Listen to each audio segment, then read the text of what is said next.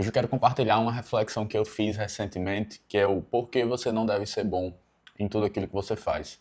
Eu quero começar lhe contando uma história, contando a história do conhecimento do motorista. Conhecimento do motorista.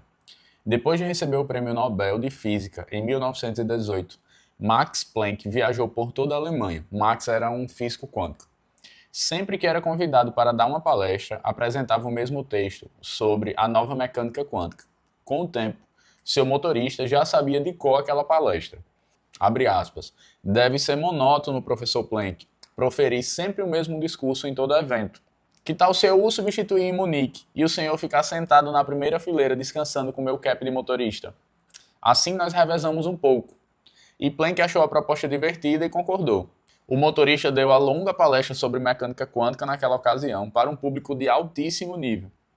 Após um momento, um professor de física fez uma pergunta difícil e o motorista então respondeu: Nunca poderia imaginar que numa cidade tão desenvolvida como Munique, alguém fosse capaz de fazer uma pergunta tão simples. Eu vou convidar o meu motorista que está sentado aqui na primeira fileira para respondê-la. E aí, essa é uma anedota contada, né, que quem contou essa história foi Charlie Munger. E através dessa história, ele explica aqui nesse livro que existem dois tipos de conhecimento.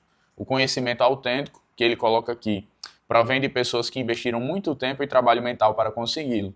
E o outro é justamente o conhecimento do motorista, que são pessoas que agem como se tivessem algum conhecimento. Aprenderam a se apresentar, como em um show. Talvez possuam uma ótima voz ou tenham uma aparência convincente. Contudo, o conhecimento que divulgam é oco, eloquente, desperdiçam palavras vazias. E essa história falou muito comigo porque me lembrou que alguns anos atrás eu comecei no empreendedorismo muito cedo, com 18 anos de idade, logo depois de sair da escola, acabei não fazendo faculdade e sempre me superestimei. Sempre achei que eu fosse bom demais, sempre achei que eu fosse fora da curva. Sempre achei que depois que eu começasse a empreender, diante das minhas habilidades, dos meus talentos, rapidamente eu iria ficar rico, rapidamente eu iria adquirir sucesso. E a verdade é que não foi nada perto disso, não foi nada próximo de como eu planejava e de como eu imaginava. E aí, com o tempo, eu comecei, de certa forma, a ficar frustrado. Até que, nesse dado momento, alguns anos atrás, eu me questionei. Qual o tipo de conhecimento que eu venho adquirindo nos últimos anos? Quando foi que eu estudei alguma coisa de forma mais profunda, de forma intencional e proativa pela última vez? Quando foi que eu fiz um curso? Quando foi que eu li um livro? Quando foi que eu me especializei em alguma coisa? Isso mexeu muito forte comigo, porque fazia muito tempo, talvez desde quando eu fazia faculdade, desde antes de abandonar a faculdade, que eu realmente não investia tempo de forma intencional e proativa para me aprofundar, para descobrir algum conhecimento novo, para sair da minha zona de conforto.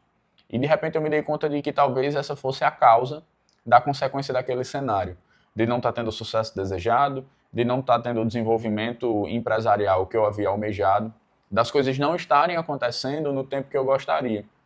E foi naquele momento que eu vi que eu precisava mudar, que eu precisava evoluir, que eu precisava estudar. E aí eu optei por me tornar um leitor, optei por me tornar um autodidata. Comecei a comprar livros que eu acreditava que pudessem me ajudar naquele estágio que eu estava. Livros que eu acreditava que iria ter algum conhecimento, que iria destravar algum passo que eu precisasse dar, que iria me orientar, me ajudar a tomar alguma decisão que eu precisasse fazer naquele momento. E aconteceu comigo o que eu acho e imagino que aconteça na vida de todo mundo que começa nessa trajetória de se tornar um leitor. À medida que a gente começa a ler, os livros eles trazem para a gente um conhecimento que é muito surpreendente. Tem muita coisa que você vai lendo, que você vai descobrindo, que você vai realmente... Nossa, como é que eu não lia antes? Porque eu não estava buscando esse conhecimento antes. Você começa a ficar surpreso. E naturalmente você quer levar isso para outras pessoas, né? Você quer contar para outras pessoas. Sobretudo você quer mostrar para outras pessoas o como você tem se desenvolvido, o como você é mais inteligente agora do que antes, o como você vem se tornando uma pessoa, abre aspas, melhor. E aí eu buscava sempre em conversas, em discussões, buscava sempre dar minha opinião, buscava sempre comentar alguma coisa, mostrar que eu estava me desenvolvendo, né? Isso começa a pegar o ego, isso começa a mexer o ego, a amaciar o ego, você começa a se sentir cada vez melhor, e aí você começa a entrar nesse fluxo de leitura e de busca de conhecimento, porque acredita que está realmente se desenvolvendo, e está, mas isso vai lhe tornando com um ar de superioridade, cada vez mais querendo um reconhecimento, cada vez mais querendo que alguém olhe para você e fale, poxa, cara, você realmente é uma pessoa inteligente. Até que um dia esse reconhecimento veio e eu escutei de uma pessoa que eu era bom em tudo aquilo que eu fazia. E, poxa, que massa. Eu fiquei muito feliz, eu falei, pô, estou me desenvolvendo. Isso é muito legal, porque na minha cabeça, eu acreditei nessa falácia, eu achava que isso mostrava que eu era competente, que eu me esforçava, que eu me dedicava, que eu ia conseguir sempre fazer tudo da melhor maneira possível, que eu ia sempre entregar o melhor resultado do que as outras pessoas, embora isso fosse mentira. Mas eu acreditei naquilo. Isso influou ainda mais o meu ego e eu continuei. Eu continuei na minha sequência de estudos, eu continuei na minha sequência de buscas por leitura, eu continuei na minha gestão, na minha administração ali dentro da minha empresa. E por que isso não foi bom? Porque isso aos poucos foi me tornando um cara mais com ar de superior, foi me tornando um cara que foi inflando o ego cada vez mais. E só uma pausa aqui, se você está curtindo esse vídeo, não deixa de deixar o teu like e se inscrever no meu canal. Meu nome é João Dantas e eu estou nessa jornada de conhecimento, de fazer uma curadoria de conteúdo através das leituras que eu faço, de produtividade, autodesenvolvimento, liderança, gestão, e trazer tudo aquilo que eu acho que me tocou, que me tornou alguém melhor, e compartilhar isso com você através desses vídeos. E acreditar nessa mentira também foi fazendo com que eu cada vez mais me conhecesse menos, foi fazendo com que eu me tornasse mais centralizador, porque eu sempre achei que eu fosse fazer melhor do que todo mundo, e consequentemente, era sempre eu que fazia as coisas. Isso não me permitia mais com que eu enxergasse alguém que pudesse ser melhor do que eu desenvolvesse pessoas para que fossem melhores do que eu. Eu tinha que estar no centro das atenções, eu tinha que estar sendo a pessoa que estava ali fazendo tudo. E, sobretudo, isso também começou a desenvolver em mim uma sensibilidade à frustração. Porque se eu era aquela pessoa que era bom em tudo que fazia, quando eu não fazia algo bom, eu me frustrava, eu ficava triste, eu ficava chateado. E isso, consequentemente, chegou num ponto que é o que eu considero o pior de tudo. Eu comecei a entrar numa zona de conforto disfarçado de competência, em que eu, de repente, não me arriscava mais tanto, para não ser frustrado, não aprendia nada novo. E por que uma zona de conforto disfarçada? Porque se eu era bom em tudo aquilo que eu fazia, significava dizer que eu não estava fazendo nada novo, que eu não era aprendiz em nada, que eu não estava iniciando nenhum trabalho, que eu não estava me colocando numa posição de desafio em absolutamente nada. Isso é zona de conforto, e isso é muito negativo. Eu lembro que há alguns anos aconteceu uma história super simples, mas que relata bem o fato de não ser bom em tudo aquilo que faz. Aqui tinha um filtro de água daqueles que a gente precisa abastecer com água da rua, né? Para depois beber. E aí eu acho que a parte que a gente abastecia era em torno de 5 litros. Todas as vezes que eu ia abastecer, eu pegava uma espécie de jarra de plástico, que devia ter ali por volta de 1 litro e 200. E eu enchia ela aproximadamente de 4 a 5 vezes, e eu enchia na torneira da pia. Então eu vinha, botava na pia, o fluxo de água da pia não era tão forte, esperava, ia lá e derramava esse 1 litro. Voltava, esperava, ia lá e derramava esse 1 litro. Até que de repente eu vi Stephanie fazendo esse processo uma vez, e Stephanie pegava 2 vasilhas de pipoca, que a gente quase não usava, que provavelmente cabia 2 litros, 2 litros e 200 em cada uma delas. Ia lá na lavanderia, que fica logo atrás, botava na torneira da lavanderia, que tinha um fluxo muito maior, enchia uma, tirava, botava outra, deixava a outra enchendo, enquanto ia lá no filtro, derramava essa. Quando ela voltava na lavanderia, a outra já estava cheia. Então, eu prestei atenção que o processo que Stephanie fazia era 5, 6 vezes mais rápido do que o meu. Então, eu não poderia ser bom em tudo aquilo que eu fazia, porque aquilo que eu estava fazendo não estava sendo bom, estava sendo ineficiente. Poderia até ser eficaz, mas eficiente não era. Naquele dia, isso realmente me surpreendeu. Eu falei, poxa, como é que eu nunca pensei nisso? Algo simples, do dia a dia, como é que eu nunca pensei nisso? E aí foi que eu me dei conta que eu não era bom em tudo aquilo que eu faço, em tudo aquilo que eu fazia. Esse ano eu li um livro acho que é Gestão de Alta Performance, que conta a história de Andrew Grove, era o diretor, o CEO, não sei, da Intel, não recordo. Mas ele conta uma história, uma percepção que ele tem que eu achei muito boa, sobre a performance das pessoas. E ele fala que todo mundo tem uma parte da sua performance associada à sua maturidade geral. É tudo aquilo que você já aprendeu na tua vida, as habilidades que você desenvolveu, quem você é, o tipo de comportamento que você executa. Mas a performance ela também está associada ao que ele chamou de maturidade aplicável à tarefa, que é algo específico do ambiente em que você se coloca. Ele cita até o exemplo de dezenas de empresas que pegam o melhor vendedor que elas têm e transformam ele em um coordenador ou um gerente. Sempre que aquele vendedor ele só tem aquele resultado porque a maturidade dele geral pode até ser alta, mas a maturidade aplicável à tarefa dele é altíssima para aquela função que ele se enquadra. Quando eles pegam essa pessoa e colocam numa pessoa com novas atribuições, com outras pessoas trabalhando ao seu redor, com um ambiente novo, A maturidade aplicável à tarefa daquela pessoa é baixíssima. Então não tem como esperar que, pelo menos a curto prazo, no primeiro momento, a performance dela seja muito alta. O problema é porque a gente acha que porque você é bom nisso, você também vai ser bom naquilo. E não necessariamente é assim.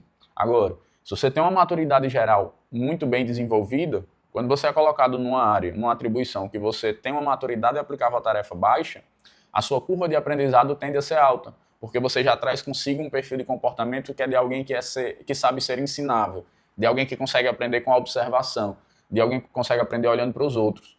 E o ponto que eu quero trazer aqui é justamente esse. Quando você acredita que você é bom em tudo, você perde essa oportunidade de ser ensinável, de olhar e de aprender com os outros. Porque por que você iria fazer isso sendo que você já é bom em tudo que você faz? Ser bom em tudo aquilo que você faz é não aceitar que existe uma melhoria contínua, que você nunca vai ser bom o suficiente, que sempre vai ter alguém que pode te ensinar, que você sempre pode ler um livro e aprender alguma coisa nova, que você sempre pode olhar para você e descobrir coisas que você ainda tem a aprender. E aí foi a minha virada de chave, principalmente em janeiro de 2024, que foi quando eu li o livro Princípios de Ray Charles, que é vou pegar para mostrar para vocês, é esse livrão aqui. Um livro mais denso, é um livro longo, provavelmente eu passei 2 meses lendo esse livro, mas também foi um livro transformador, não só para a minha gestão, como para a gestão da minha vida de uma forma geral. E ele passa muito tempo, e isso para mim foi muito impactante, falando da importância da gente sair de uma mentalidade de resultado para uma mentalidade de processo, de parar de olhar só aquilo que foi entregue e analisar o que é que foi feito ali que pode ter gerado aquela consequência daquela entrega, aquela consequência daquele resultado. E isso falou muito comigo, e foi aí que eu de fato comecei a mudar a forma como que eu penso. Foi aí que verdadeiramente eu parei de acreditar que eu era bom em tudo que eu fazia. E passei a pensar que, beleza, eu posso não ser bom em tudo aquilo que eu faço. E eu não sou bom em tudo aquilo que eu faço, porque ninguém é. Isso é impossível. Mas eu dou sempre o meu melhor em tudo aquilo que eu me proponho a fazer. Então eu começo a olhar para o processo. Eu começo a olhar cada vez mais para o meu comportamento, acreditando que o comportamento certo, o processo certo, dentro do propósito certo, vai gerar o resultado esperado, o resultado desejado. A longo prazo, eu acredito que essa premissa sempre é verdadeira. E o último ponto que eu quero trazer para vocês é uma reflexão rápida, mas extremamente poderosa, que eu achei nesses 2 livros aqui que eu estava lendo, que são assuntos completamente distintos na ação dopamina e administração espiritual do tempo, que é sobre a importância da melhoria contínua para a tolerância social. Eu vou ler um trecho aqui desse livro rapidinho. Olha que legal isso aqui que ele fala. Você descobrirá que também insucessos podem ser passos de aprendizados importantes e às vezes decisivos, ou seja, aprender com seus erros e aprender na observação também. A experiência de nossos próprios fracassos e a aceitação de nossas próprias falhas e fraquezas fazem-nos tolerantes em relação às falhas dos outros. Olha como isso é forte, que tem 2 pontos que ele coloca que eu acho fundamental. Quanto mais a gente começa a olhar para dentro da gente, quanto mais a gente começa a reconhecer as nossas falhas, mais a gente aprende com elas. E quanto mais a gente aprende com nossas falhas, mais a gente se torna tolerante às falhas dos outros. E quando ele fala tolerante, quando eu estou falando tolerante para você, não é na ideia de que você comece a aceitar os erros dos outros com mais complacência, não. É quando você começa, de fato, a ter mais empatia pelo outro. Quanto mais você faz esse trabalho de melhoria contínua consigo mesmo, mais rígido você consegue ser com o outro, mais rigoroso você consegue ser com o outro. Mas, ao mesmo tempo, mais você consegue se colocar no lugar do outro também, porque você sabe o quanto você aprendeu com seus próprios erros, com suas próprias falhas. E você passa a saber também o quão é importante que as outras pessoas também errem. E o livro Nação Dopamina, a Ângela trouxe uma reflexão exatamente acerca do mesmo tema e que ainda vai um pouquinho além, que ainda é um pouco mais profundo. Ela fala aqui: uma autoavaliação sincera leva não apenas a um melhor entendimento de nossas próprias deficiências, como também nos permite avaliar e reagir às falhas dos outros com mais objetividade. E aí ela continua aqui, que é o ponto mais forte dessa reflexão. Quando somos responsáveis por nós mesmos, conseguimos tornar os outros responsáveis. Podemos utilizar a vergonha sem envergonhar. Isso é muito forte, principalmente para quem é líder, para quem tem algum cargo ou almeja ser alguma liderança ou quer trabalhar com desenvolvimento de pessoas. Quanto mais a gente é responsável por nós mesmos, mais a gente pode utilizar a vergonha sem envergonhar. Ou seja, quanto mais eu acredito que eu não sou bom em tudo, quanto mais eu entendo quais são os meus limites, aonde é que eu posso pisar, aonde é que eu não posso pisar, quanto mais rigoroso eu for no meu processo de desenvolvimento, mais rigoroso eu consigo ser com outras pessoas, sem envergonhá-las, sem machucá-las, sem feri-las, somente pensando no bem. Porque quando a gente ama alguém, a gente quer que ela melhore, quer que ela desenvolva. Isso também é amor. Dar um feedback verdadeiro, transparente, também é amor, também é amar. Mas para a gente poder olhar para alguém e dar um feedback de uma melhoria, falar sobre algum ponto que ela precisa desenvolver, primeiro a gente tem que aprender a fazer isso em nós mesmos, porque senão isso não é um conselho, é um julgamento. Senão a gente não está fazendo da forma adequada, a gente só está querendo envergonhar. Tem uma frase que eu quero usar para fechar esse vídeo que eu me lembrei agora e que eu levo para a minha vida como um todo. Quando você muda, tudo muda ao seu redor. Então, cada vez mais eu venho aceitando que eu não sou bom em tudo. Muito pelo contrário. Eu venho reconhecendo aonde é que é a delimitação do meu círculo de competência. Para tentar aumentá-lo, sim. Mas, sobretudo, aumentar o meu conhecimento de si. Cada vez mais eu procuro saber tudo aquilo que eu não sei, para que eu não extrapole, para que eu não me envolva em assuntos que não me cabem, que eu não tenho conhecimento. Para que eu não esteja passando por aí o conhecimento do motorista. E esteja sempre procurando desenvolver um conhecimento autêntico. Eu espero que você tenha gostado desse vídeo. Se você chegou até o final, não esquece de curtir, de me seguir. O meu comprometimento é sempre esse. Fazer uma curadoria de conteúdo através das minhas leituras e trazer conhecimento para você que agregue não só a minha vida, mas também a sua, que nos faça crescer juntos. Então fica com Deus e um ótimo dia aí para você.